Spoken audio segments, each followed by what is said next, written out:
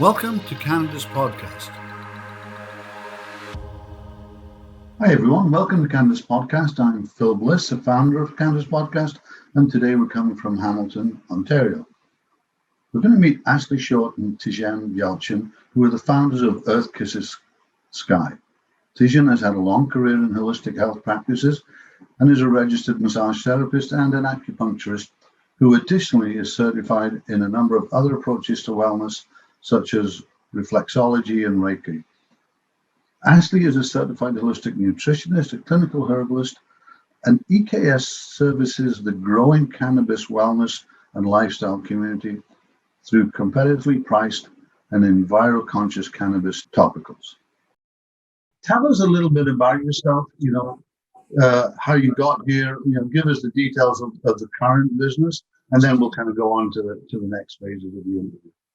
Sure. Thank you, Philip, so much for having us here. Yeah. I always talk the most, so I'm going to throw it over to Ashley to start this off. It has been so fun, by the way, so far, trying to get this podcast going. So I think I think we could have like a lot of bloopers in it. Why don't we just roll the bloopers? Because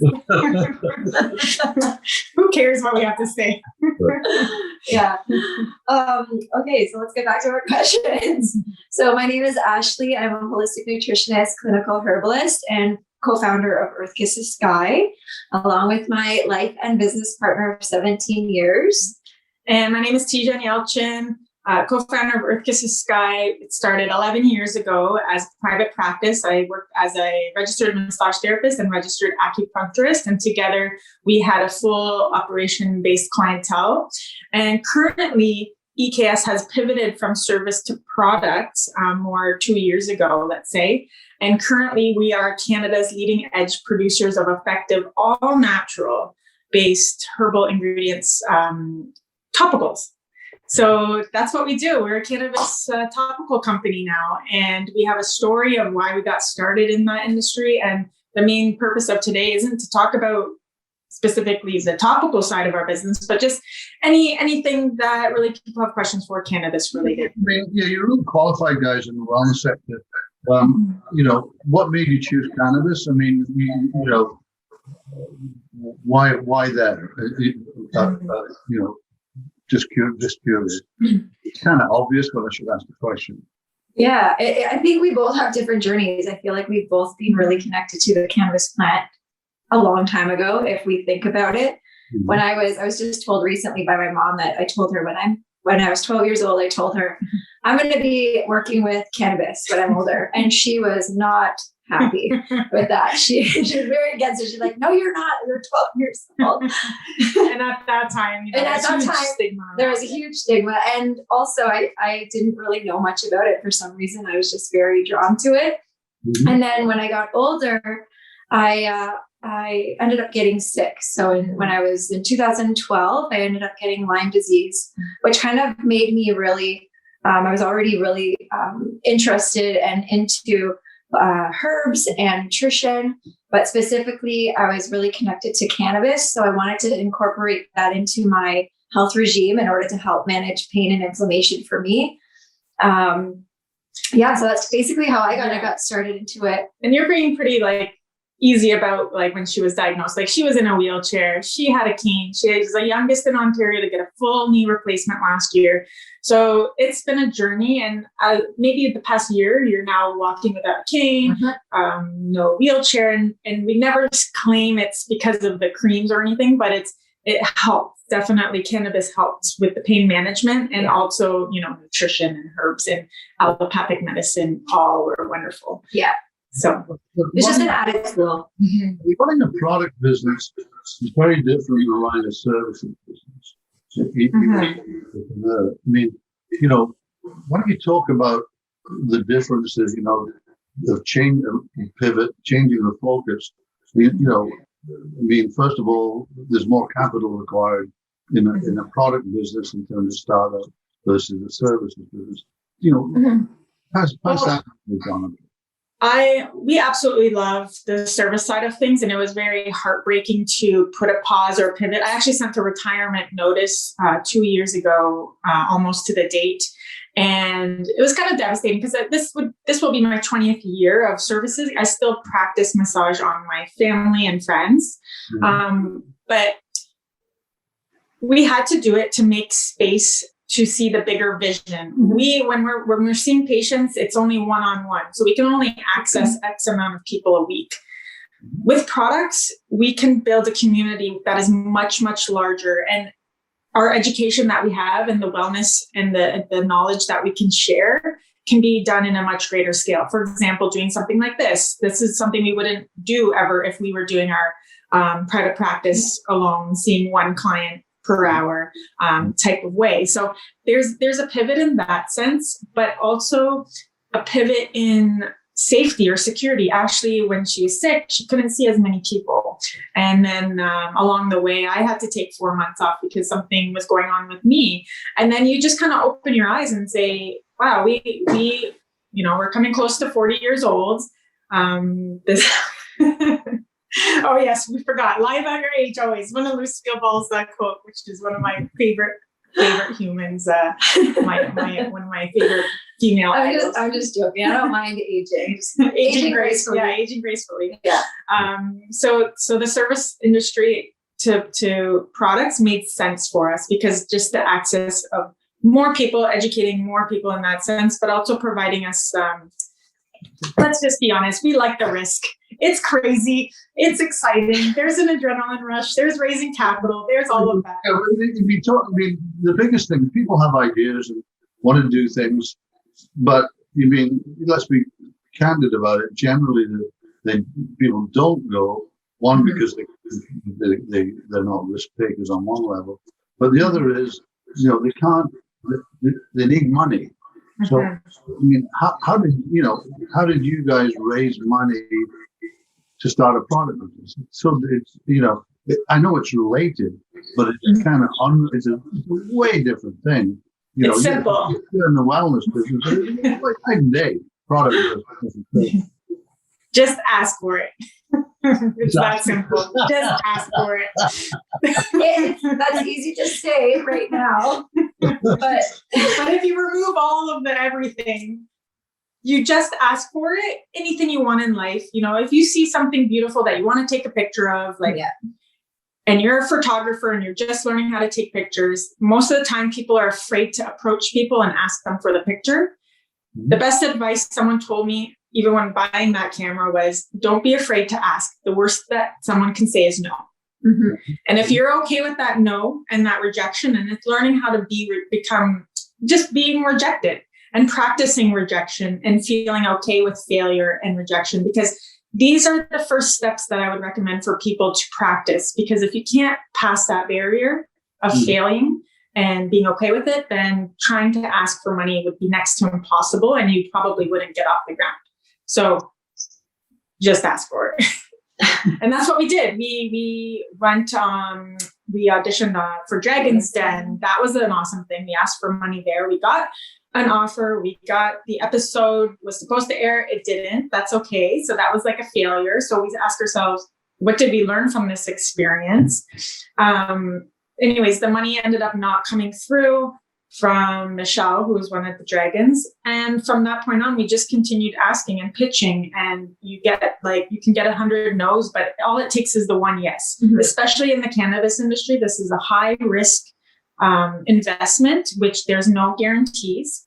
And you have to find an investor that is okay with that and willing to take that risk and believing in your product.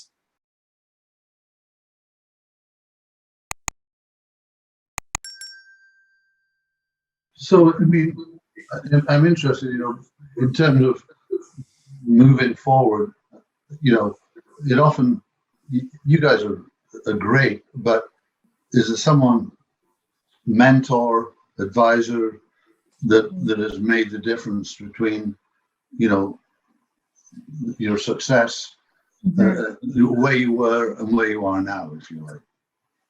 That's like, there's not one, like, what do you think? I don't know. I feel like there's not one specific person. I feel like it's a collective of so many people and so many experiences that kind of lead you to where you're meant to be.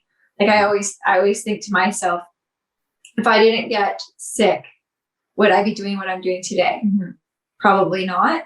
I'd probably still be maybe in the cannabis industry, maybe still, working one-on-one with clients, but would I necessarily be pivoting into a product like this?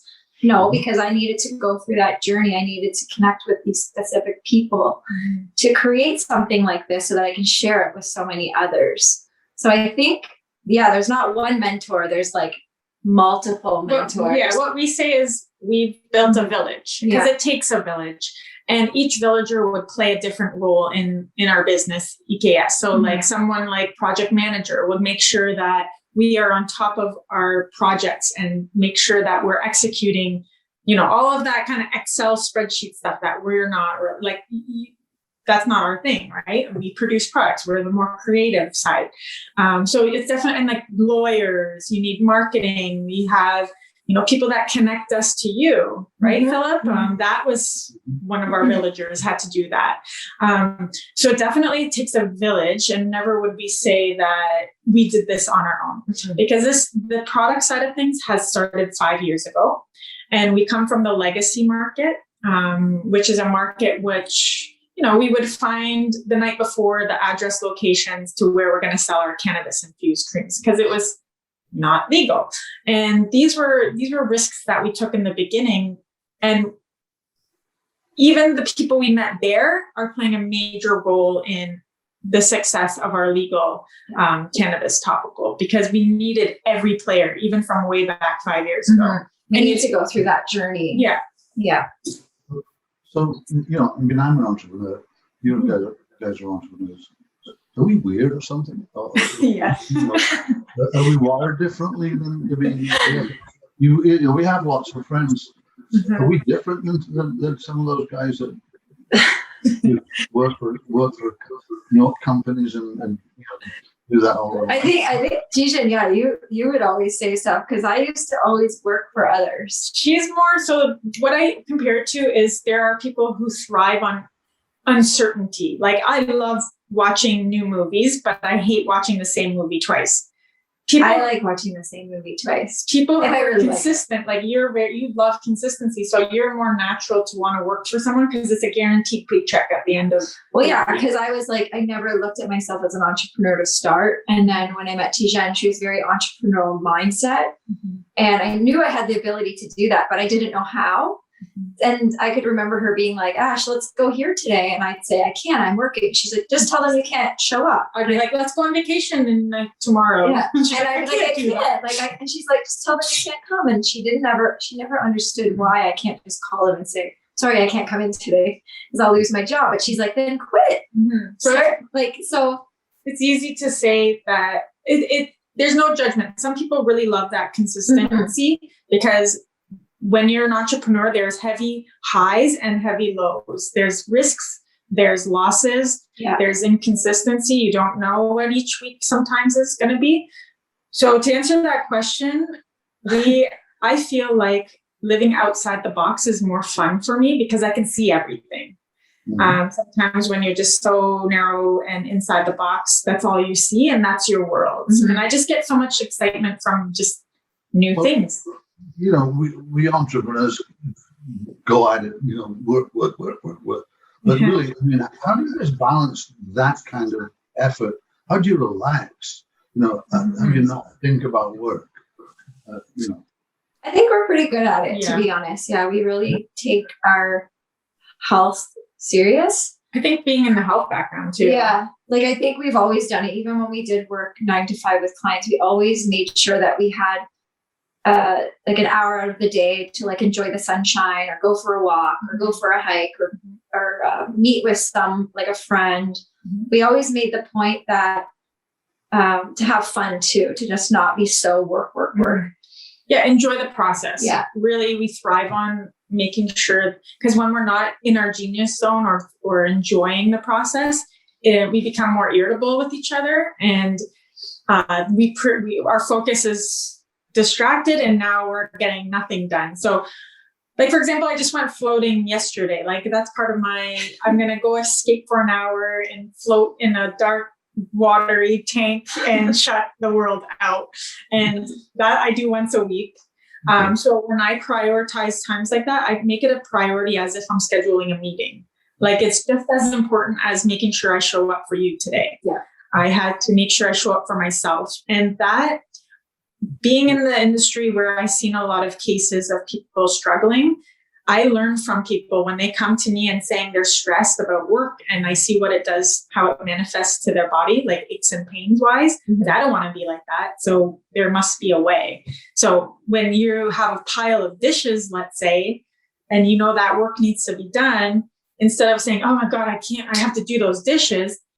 You have to kind of enjoy the process of doing the dishes. Like, oh, wow, I'm enjoying each dish. And I'm looking outside and look at that bird. And she's laughing because I hate doing dishes. And I always say this example. She always uses this. I don't know why she uses this example. There's always a pile of dishes in our house. I'm the one who does those dishes, mindfully.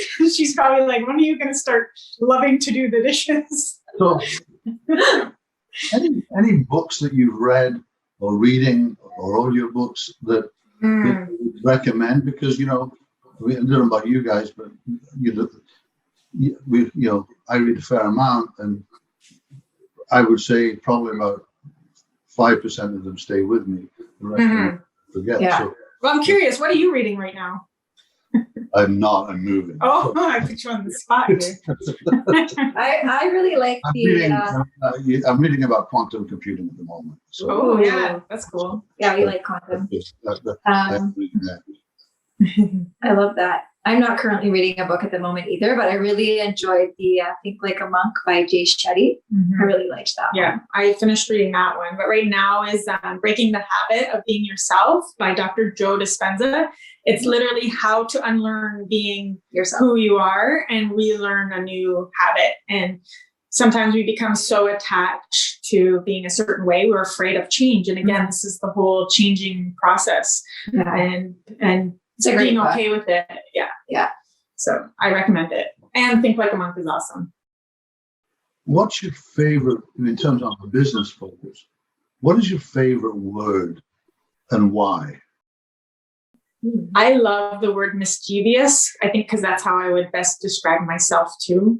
It's going back to the views of being outside the box, views that are different, let's say, from society, and really just challenging just certain views, again, to break the habit of being that way. And let's be mischievous about it. To be honest, I've never thought about my favorite word before. What would you I feel like business side favorite, I think the word energy. I feel like energy is a very powerful word for me. I just feel like I'm energy. Everything else outside is energy. Money is energy. Like any type of abundance is energy. I think energy is a very powerful word. Another silly little question. It's kind of fun. I like fun questions. You're a morning or a night person? Hands down, night. 100%. We love our night times. Yeah, I look forward to the night. I don't know what to do in the day unless it's sunshine.